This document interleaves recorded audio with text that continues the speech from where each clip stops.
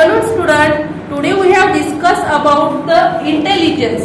We have discussed about the topic logic and inference. What is meant by logic? Logic means तर्क and inference means अनुमान. म्हणजे आपण जेव्हा एखादी गोष्ट जी तर्क लावतो आणि त्यावरून अनुमान काढतो तर हे आपल्याला आज डिस्कस करायचं आहे. Now all students look at here. We take here one example. What is the example? Ajay is younger than Anand. Ajay is younger than Anand 5 years. Read question carefully. What is given in the question? Ajay is younger than Anand 5 years. Means who is the younger? Ajay younger आहे की आनंद? Ajay. Ajay is younger than Anand 5 years. When the sum of their ages is 57 years. Sum of the both Ajay and Anand is the 57 years. What will be the Anand age? How to calculate it? Anyone have idea about it? No idea about it. Okay, look here carefully. How to solve this equation? First, read this equation carefully and make here equation. How to make equation? Equation कसं बनवायचं हे सगळ्या मुलांनी लक्षात घ्यायचं. Intelligence is a very easy, not a difficult. But read properly and solve it carefully. Ajay is younger than Anand. Means suppose Anand's age is X. X is any variable. X एक कुणाचंही age म्हणजे ते fix नाही, ते कुठलाही variable काहीही असू शकतं. आनंदचं age काय घेतलं आपण? Age of the Anand is the age. What is age? Age of the Ajay. अजयचे एज किती असणार आहे आता? आनंद पेक्षा कमी की जास्त? कमी. आनंदचा एज यंगर आहे कोणापेक्षा? Than Ajay younger than the Anand. Okay, Ajay हा यंगर आहे आनंदच्या वयापेक्षा, म्हणजे आनंद हा एक्स आहे. तर what is the age of the Ajay? Ajay age is x -5. Understand it? लक्षात आलं का हे कसं घ्यायचं? म्हणजे आनंदचं वय जर एक्स असेल, आनंदचं एज जर एक्स असेल तर अजयचं वय हे त्यापेक्षा 5 years इज द यंगर, कमी आहे. And what is the next? When the sum of their ages is the 57. Sum means what? Do your addition. Okay, do your addition. How to do it? X plus, second, what is the age of the Ajay? X -5.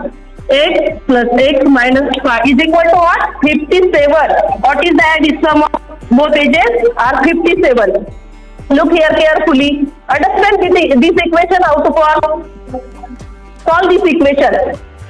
X plus X -5 is equal to 57. Only remove here the bracket.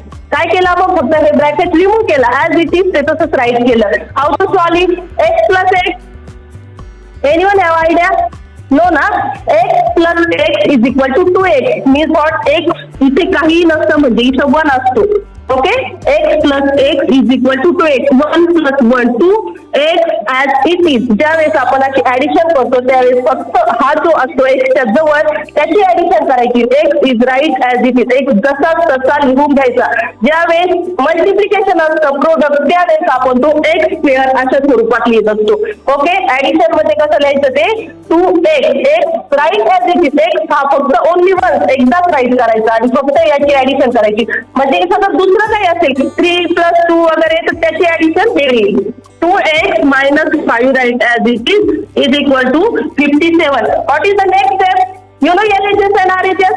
Left hand side, right hand side. This is the left hand side and this is the right hand side. How to solve it? 2X is right as it is equal to 57 plus 5.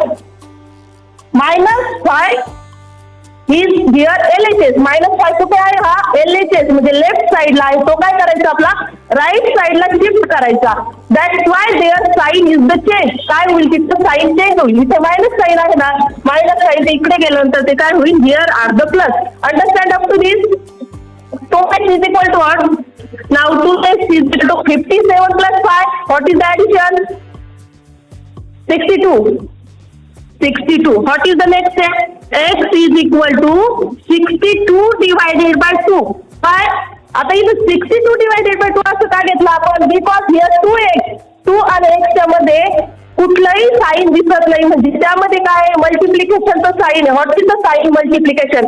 ज्यावेळेस LHS ही RHS कडे जाते किंवा RHS ही shift towards LHS, त्यावेळेस sign change होतं. Okay, तो is here multiplication. काय इथं मल्टिप्लिकेशन, तर इकडे गेल्यानंतर तो काय होईल, divide. Understand up to this? How to divide? 2 3 6 and again 2 1 2. Do this division.